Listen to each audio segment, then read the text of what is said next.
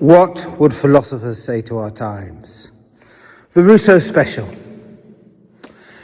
Rousseau writes one of those books that is remarkable as a historical document. It is kind of the history of revolution, but before revolutions ever happened. It begins then with that great beat that could almost have been Beethoven. Man is born in freedom, but everywhere enslaved. Why does this happen? I haven't got a clue. How can it be justified? I believe I have the answer. It's a philosophy of revolution in itself. What more needs to be said? Well, quite a lot more. Because Rousseau goes from that moment of apparent assertion of human freedom. If you listen carefully, it is only apparent. To only 2 chapters later, saying probably the most terrifying thing in all of philosophy. Do you not see, my brothers, that at times of dissension, individuals will raise up their little will against the general will? And at such times, my friends, we must rise up to defend outraged reason and force these scoundrels to be free. And of course, that is so dark because it is the philosophy of terror. But I'm getting going too fast, I think. In The Social Contract, the book I'm talking about, Rousseau puts forward the idea that states get justified only because we all share in their creation. They're not justified by a one-off pact that our grandfathers made in order to trade security for authority, nor is it some legalistic bargain by which they did the same. No. States are created because we all share in the general will of the state. We're all then part of its governance. We all acquiesce to its mores and its customs. And Rousseau, who always had a bit of a mother fixation, gets very excited about the general will, which he calls our real mother, our real father, from which come our language, our customs, our very humanity. The general will, then, really matters to Rousseau, because it is how we all must share in the government. This will, then, is the one that he thinks should be dominant, and as long as it's dominant within the country, everything is fine and dandy. But at times of dissension, it will pitch against the individual desires of those in this state. And at such times, you can do anything to force these men to be free. Now, as an idea, it had a huge vogue in the French Revolution. You could not have had the great committees without Rousseau, because that was the argument of Saint-Just. But the terror was justified because it went hand in hand with virtue. They were forcing men to be free. Beyond that, it was of course taken up by the father of sociology, Durkheim, who, once he had uncovered the social facts, that he has discovered that things like the suicide rate were independent of anybody committing suicide, but was rather a predictable statistical anomaly. He wanted to move from observation to causation, or even correlation to causation. And he used Rousseau to do it. He said that social facts become dominant in the human mind and actually create the human mind through ritual. In rituals, primitive societies, I'm afraid he does use that word, elementary societies perhaps, incorporate all their general will, all their customs and their beliefs. They literally create it through the ritual, which calls down their God, which is the personification of the general will. And so states without law become defined. And that was about it 20 years ago. I would snigger my way through Rousseau.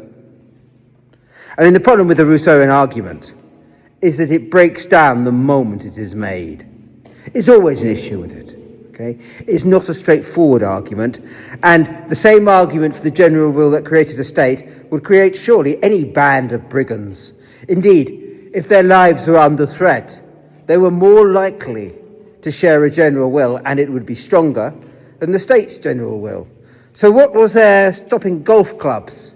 Or the Jacobin Club in the French Revolution? Or the Great Committee asserting their will as the general will? Indeed, arguably, that was exactly what Robespierre did. Robespierre was a man of aching virtue and goodness in himself. He knew his virtues were somehow purer than everybody else. It was just when they failed to realize it that 10,000 people lost their heads. Worth pointing out, the reaction to the terror was much worse. 100,000 people were killed in the massacres when Robespierre fell by the would-be, by his replacements, ultimately the Directory and the Consulate. But it's a different story. I just always feel I need to point that out. In the cause of revolutionaries, counter-revolutionaries are much more violent as a rule. All right, slight persecution complex over. So, do we leave it there? No. I don't think I would laugh if I was teaching Rousseau now, because surely we are living through an exercise peculiar of the general will. You see, one of the problems with the idea of the general will was how it was enforced. You had to invoke something like the collective unconscious. That's what Durkheim does. And it was never terribly convincing. And yet, let's start with COVID. But we will need to move backwards as well as forwards to understand what I mean. Because while the general will might be very bad at understanding states as big and as complex and as diverse as, say, France, in Rousseau's day or in our day, it's very good at understanding how people make general claims about the state, even as they pull it apart. And to understand that, just look at our own recent history. COVID, in a sense, challenged the state in two different directions. First of all, it made it change. The neoliberal states, I hate that phrase, the kind of states that existed after Keynesianism, so from the 1980s, suddenly were lost. Here was states intervening, telling people what to do, monitoring their health, stopping them working.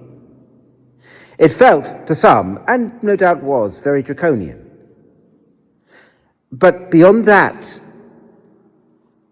image of violence, there was another much more violent image. Because the state felt, to me at any rate, what it always feels at that time, up against it. It was at a point where actually, if this disease ripped through due to the underfunding of healthcare, the state itself would have been in difficulty. And it responded through violence, through repression. But actually it was because it had reached one of its nadirs. Years and years of defunding of the health had meant that actually chaos could happen. It was the state that was scared. And that fear that it was expressed through authoritarianism is very dangerous, because it is like the state is throwing back at the people the concept of the general will. And once a state starts to change the rules, that also is a lesson that can never be undone. So all those people for the last 40 to 50 years who've been terribly disadvantaged by the kind of economics the state has had to follow, suddenly think to themselves, hang on a minute. When the overall society, when your money was at stake, you saved yourselves. What then? So the entire notion of the general will, which had already been a little bit rocky, came under severe strain, cracked, and if not shattered, broke. And in this, of course, the internet opens up different opportunities, because it offers different ways you can create general wills. Whether they're conspiracy theories or political parties, whole new ways of explaining and sharing what you all believe become opened by the internet. And of course it's very important, because then these general wills effectively smash through any possibility of consensus. Why not? It was always the point about Rousseau's argument that general wills surely would work in smaller states than in larger states. or in conspiracy theories rather than in governments. And by itself, if the second part of Rousseau's argument didn't immediately kick in, that might be all right. We might fall down into an anarchy of beliefs, some ludicrous, some less so. And yet, Rousseau gets something about the general will right. It's not enough that you and me are part of the same mind trip. We all share the same sights. We have the same thoughts. We will the same will. Others don't. They pitch their general will against us. And so we must rise up like an outraged body and force them at the last to be free. And so we live in a world where individuals are forever in the name of their own general will, the one they share with their friends, looking at others and condemning, dreaming of violence or murder, or just reform and constant supervision or re-education. A world where that old dreadful maxim of the terror, rising up and forcing to be free, has become a thing of every day. And if that doesn't scare you more than anything else, I don't know what would.